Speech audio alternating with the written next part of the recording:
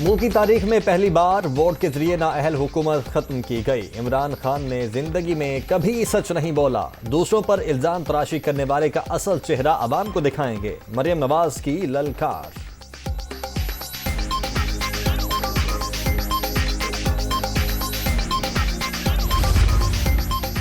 इमरान खान खिलाड़ी नहीं अनाड़ी हैं। 4 साल में मुल्क तबाह कर दिया। अब किस मुंह से 20 लाख अफराद इस्लामाबाद लाने की बातें कर रहे हैं। कारकर्दगी का हिसाब देना ही पड़ेगा। हमजा शहबाज का वर्कर्स कन्वेंशन से खिताब।